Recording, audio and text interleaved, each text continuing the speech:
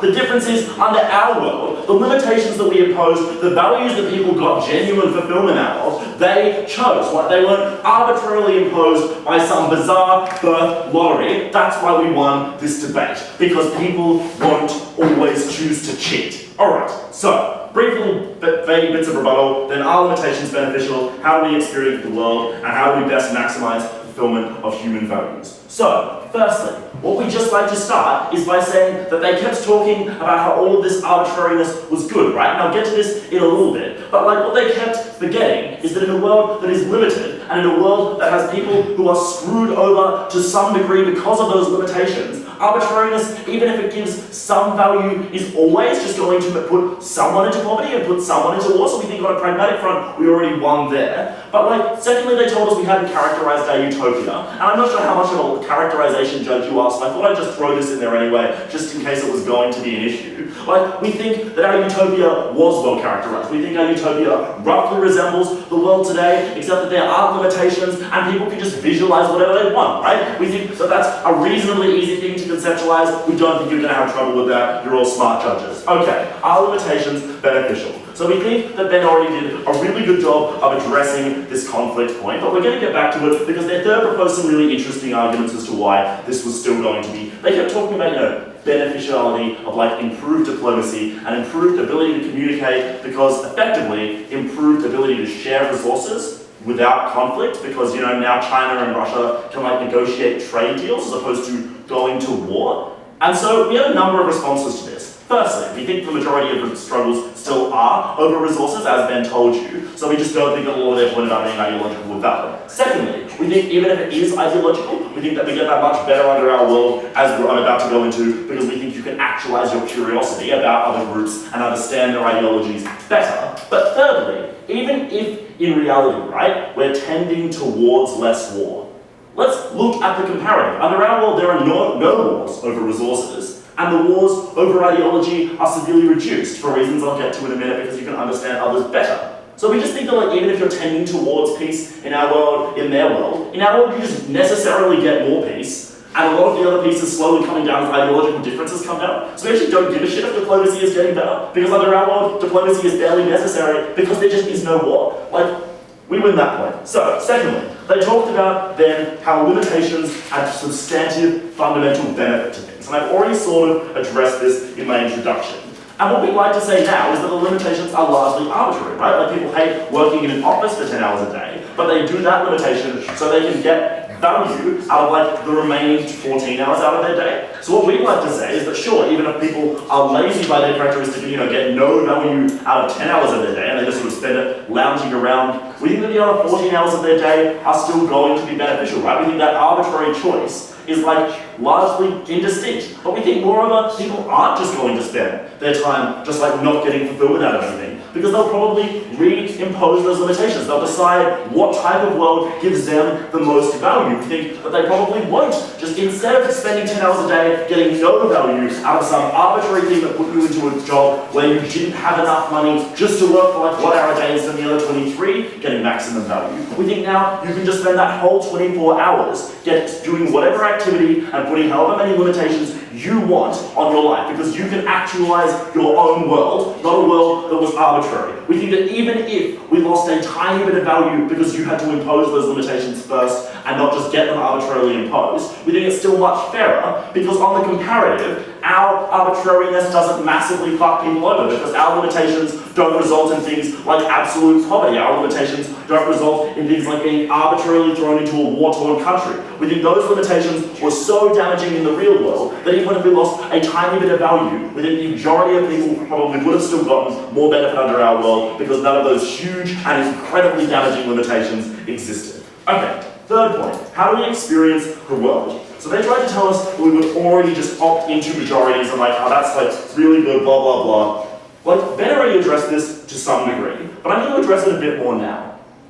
So firstly, as we already told you, we think that there are no language barriers in this world. Secondly, we think that people have a far greater ability to empathize. They told you that they got empathy on their side of the house because people can feel hunger. Well, firstly, we'd like to say hunger doesn't exist under our side of the world. Let's make them in a better characterization, say something like race, where it's probably not as easy to just like get rid of that immediately, like get rid of all issues with differences in race. We think that under our world, that's still better. Why is that? Because it's for the exact reasons that Tyler brought you, that they never engage with. Because people are inherently curious, but when they can't understand what that curiosity leads to, that leads them to essentialistic assumptions. They see black people in the real world largely living in circumstances that force them into poverty because of systemic issues forcing them into that situation. But instead of seeing those systemic issues because they can't associate with that and because they can't emote with that, they just automatically assume that black people are lazy. We think that is fundamentally damaging. We think the difference is under our world, that curiosity leads you to being able to just like live as a black person or live as a woman or live as a trans person for a week and then fundamentally understanding that experience. And we think that moreover, like all of the current things that happen, like protesters telling you to empathize with hunger, instead of doing that, they'll probably just tell you to empathize by living as that person's experience. They want to tell you that they got empathy under their side of the house. We think that we get far more empathy and understanding under our side of the house. So what are the actual effects of that? We think when they tell you that people are going to opt into the majorities, firstly we told you if that's what gives people the most value, we don't actually have an issue with that. But even if there is inherent value in differences, we think that people are far more likely to genuinely value those differences and genuinely value human experience because they can actually understand how other people experience the world as opposed to having to emote with bizarre and very, very essentialistic commonalities like hunger. So we obviously won that point.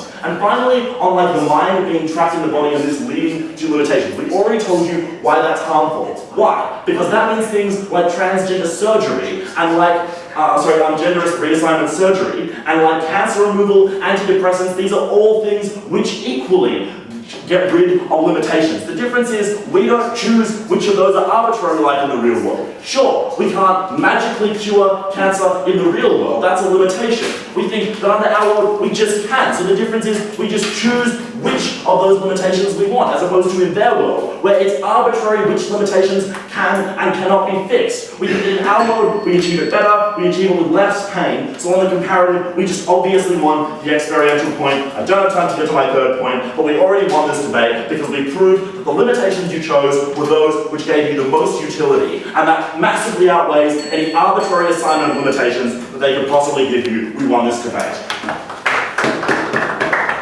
Just a reminder to speakers that the room is small and for we and please keep it down. Thank you. Sorry, Thank you for affirmative. Can I have the negative to the floor?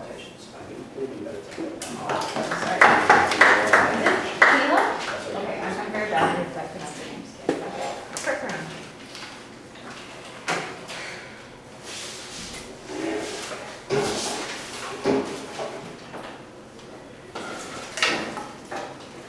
Madam Speaker, for the very same reason that they accepted that people would want to live in collective cultures and collective spaces, their world is essentially the real world. Because if people choose limitations, other people will necessarily be affected and encumbered by those same limitations. Because if you choose different limitations and different encumbrances to everyone else, the only way that couldn't affect you is if you lived entirely on your own. Think of stairs. If someone in a community wants the encumbrance of stairs, everyone else in that community has to go up those stairs as well. We say if everyone is choosing the same, or everyone in a community at least, is choosing these same physical encumbrances and these same limitations that provide value and meaning to their lives, everyone is limited by those, and we essentially have the same world in which we have today. Two things to talk about in this speech. First, identity. Secondly, struggle. And they said that you would change your identity, Madam Speaker, to reflect your identity.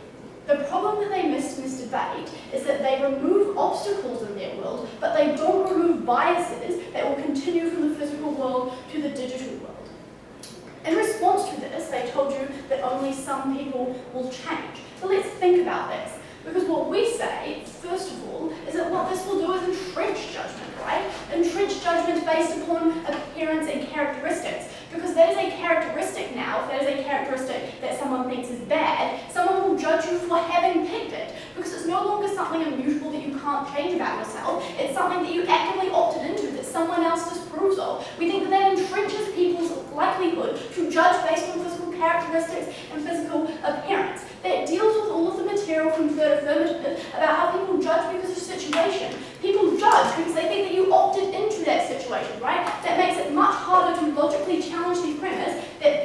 like bigots have. Secondly, we think this will be a gradual process in which there will be a shift towards the majority or most privileged of people. Because if you think about the process which happened perhaps 40 or 50 years ago in post-colonial countries, when people started to pick which language they wanted to learn, whether they wanted to learn English to be able to participate in the kind of economic structure which the colonialists had established, or whether they wanted to continue learning their indigenous language.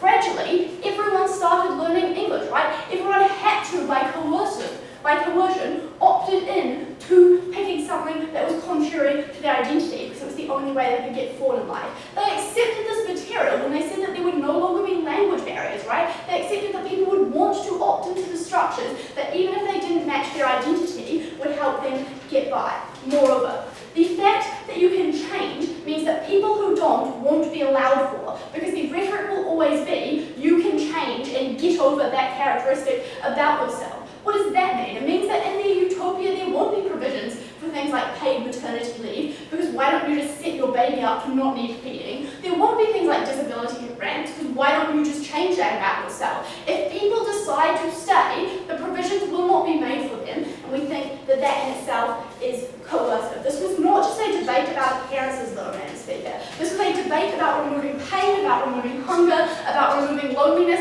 and about removing aging. All things which we think are crucial to the human experience, and all things which we think people will instinctively want to remove because they're not nice things. Why was this bad? The right, two reasons. Firstly, because we think that there is value to wanting something. And we think that the value to wanting something is in part shaped by trying to avoid the things that you don't want. We think that identity is constructed through the decisions that people make to avoid the things about humanity that are bad. Your choice to enter into relationships, your choice to avoid certain pains. We think that that defines your life and that defines your values, and that you are sympathetic towards people who live in poverty because you yourself know what hunger feels like. Secondly, there is now no narrative to your life, right? We think the good thing about having an arc of however many finite years to your life is that you seek to give those years a meaning. We think that the human brain instinctively looks for stories that they can tell, instinctively looks for a life purpose. We think when you are able to always become the young person, that your life fades into nothing, because there are so many years in front of you that there is never any impetus to do something, or never any impetus to shape your identity.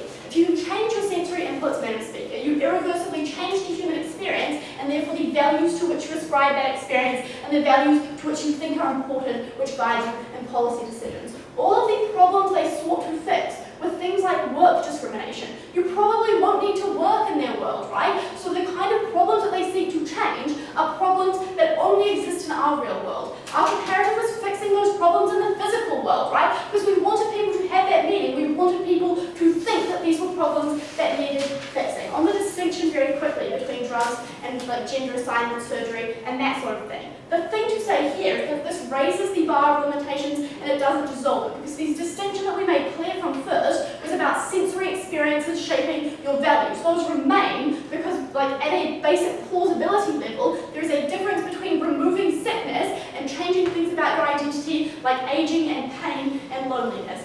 Madam Speaker, they erode identity. Let's talk about struggle, because it is true for them to say that not everyone achieves the same level of success in their life. But the thing that we told you about success down the bench is that the value to having it is that you earned it. When you look at things like running a marathon, right, the value to that is that you have done it. In response to this, they told you that people could choose to win Australs rather than just get it, that people would communally opt in to having these limitations that give our life meaning. I've already dealt with this somewhat in my introduction, but the problem with utopia under their characterization, where we did remove some kinds of limitations, is that there would be no struggle still, because everyone gave an Australs winning speech. And that was our point. They wanted equality, but they also wanted limitations. We didn't think that they were able to conceive of a world in which both could coexist. On their point about how people don't like to have no limitations, the thing is, some people will want to choose, right?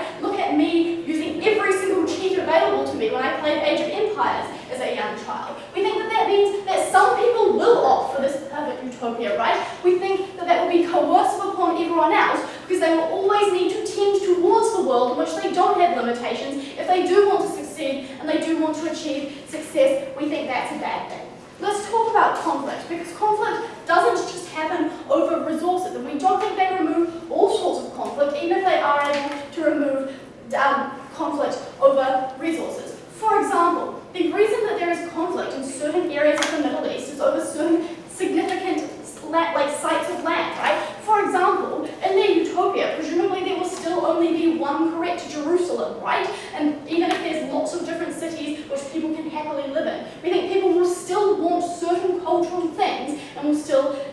seek conflict over them. But moreover, there is interplay with the identity material that we brought you, right? Because the thing that stops actually a lot of conflict in the status quo is these human limitations.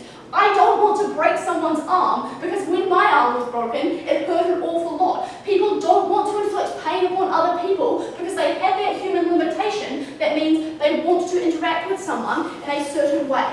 Yes, there will probably be some war in our world, Madam Speaker. We want to work to diminish it. The comparative was not the continuation of rampant warfare, but we're willing to trade off that conflict which we will get because we're not willing to trade off people's identity. We are not willing to trade off the limitations which give our life meaning, the limitations which make the successes, regardless of what those successes are, worthwhile. We think that physicality is a necessary part of the human experience.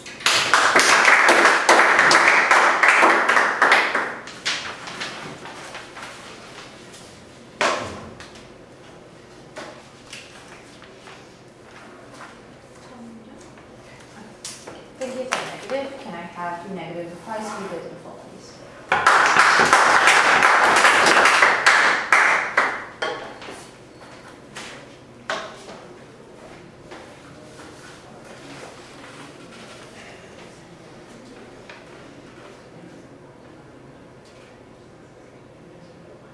My experiences have a particular meaning to me because there are various things in my life, like being born in New Zealand as an Indian person, that have had specific impacts on the types of experiences that I've had and specific impacts on the types of decisions that I've made. The decision maker in that scenario was the me that was formed out of that moral arbitrariness. And the me that is formed when there is no arbitrariness is no me, Madam Speaker. Because in their world, what you get is a tending towards nothingness. You get a tending towards no identity, you get a tending towards no meaning imbued into people's actions, and that is not the world we want to live in this debate. Three things. Firstly, why all they proposed was like a facade of utopia that didn't really have any principled analysis behind it. Secondly, what is the effect on identity? And thirdly, what is the effect on struggle? Firstly, in terms of this facade of utopia they proposed, the problem with their case was that all people can't choose all things if they also want to live collectively. And this is what we continue to bring you down the line, and that Kayla brought to you particularly nicely. We told you that if you want a physical encumbrance as a collective group, that necessarily means that that physical encumbrance has to affect the other people within that group. And we told you, different people at the moment have different ideas of what different physical encumbrances they want in their life. And when those come into conflict, you're going to have a conflict about what physical encumbrances exist in the digital world that they want to propose. In that scenario, there is no real difference to what happens in the real world in which we have physical encumbrances and we try to remedy them through some form of diplomacy, through some form of negotiation between different parties to figure out how best to work through the differences that we have, but also recognize that those differences are valuable. The point is, Madam Speaker, is that they wanted to stand for the digital world. They had to come out and stand for more than just the status quo in this debate. Let's move on to identity and struggle. Firstly, in terms of identity, we told you that there were two stages to the identity problem that we were going to look at. The first is at the point of change, when people decide to opt out of the physical world and into the digital world. We told you right from the beginning that what people will do is people who are deeply discriminated against or really suffering in the current roles that they have in their life are going to opt out of minorities, maybe not because they intrinsically want to, but because they feel pressured to politically, or because they feel like that will give them a better life for their children. We feel like a lot of reasons that people will be coerced to make this decision. And what that means is that you tend to a world without difference. You tend to a world without limitations. And we told you that was damaging because it was those differences that created some sort of richness in our world, that created some sort of richness of experience that allowed people to interact in a meaningful way and make our world one worth living in. What that meant at the second stage was the forevermore stage of identity. Because at the point at which no one has any experience that is morally arbitrary to latch their experiences onto, there is no decision maker sitting and arbitrating between which moral encumbrances that person wants. They want to support the airy ghost of deontology that doesn't actually exist to make these decisions. There has to be an actor to make decisions about what that person wants. And when there are no wants, there is no value in this debate on that side of the house. Lastly, in terms of struggle. we told you that you needed difficulty, you needed encumbrances, and you needed struggle for people to actually see the positive side of peace, to see the positive side of food, to see the positive side of being able to play the piano. And that side of the house's response, that people can just choose these encumbrances, was not good enough. And we showed you why it wasn't good enough, because those physical encumbrances have to interact with other people's physical encumbrances in a way that is cohesive, and that couldn't happen unless it happened in the same way it does in the real world. So in this debate, what we proved to you was that to have a system of meaning, to have a system where there are actors who make real decisions that give their lives value, you have to have morally arbitrary physical encumbrances that make up our world that we struggle through together to form a better one.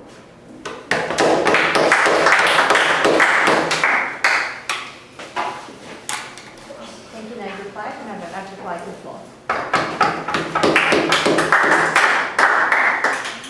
It was mutually agreed upon by both teams that when we change the physical environment, we change the way we conceive value, the way we conceive morals, the way we conceive the good life.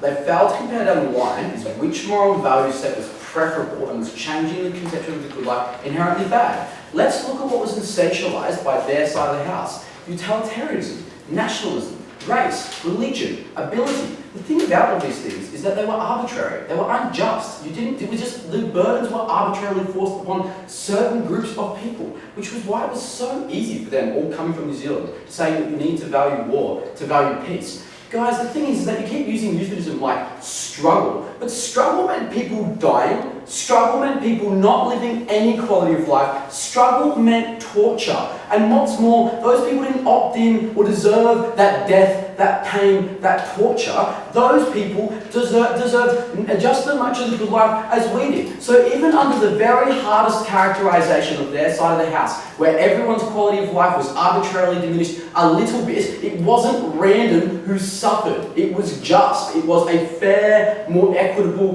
world. But the next thing they said was that, like, you know, if you change the good life, that's bad. The thing about the good life is that it's subjective. It's still the good life, even if it's a changed conception of the good life. And we gave everyone the ability to access it. So it was a benefit for everyone under our side of the house. Next, we had some stuff about biases, which was pretty new from third, but we already told you at our first speaker. We gave ways in which you could remove entrenched biases. We gave unique abilities to experience other people's in ways which you never did before. All of the reasons those biases also existed were ones which were grounded in struggles over resources, something they never rectified under their side of the house. In fact, their characterization of limitations was one which said that, in fact, it was necessary. What we did, ladies and gentlemen, was change the way in which we perceive things like ability, because suddenly your ability to create things wasn't tied to your worth, where disabled people were worth something. We said that you didn't need to create clustered off communities in order to get the better share of resources, because resources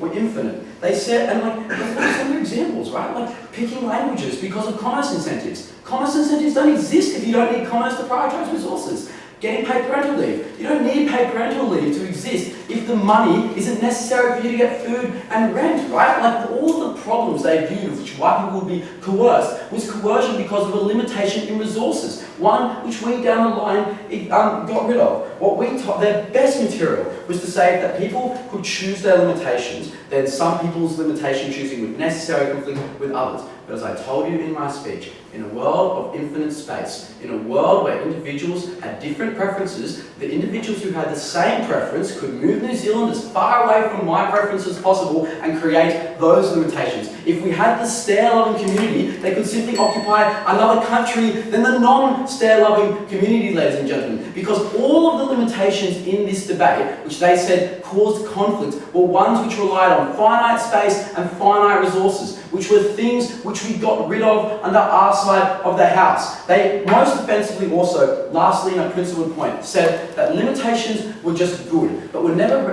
able to tell us principally where they ought to stop. Because we said that if you gave people limitations that necessarily made things valuable, then your house stood against drugs that saved people's lives, Your side of the house stood against transgender surgery. Your side of the house stood against everything which allowed people to actualize their identity. We wanted to know exactly where you think that should stop. We said that it should stop nowhere, because no one has the right to just arbitrarily impose among selected bunch of people via the birth lottery or via any method, where their self-actualization should stop for the good of someone else. Because we were the side of the house which to offer the most equitable world, the most beneficial world. We won this debate.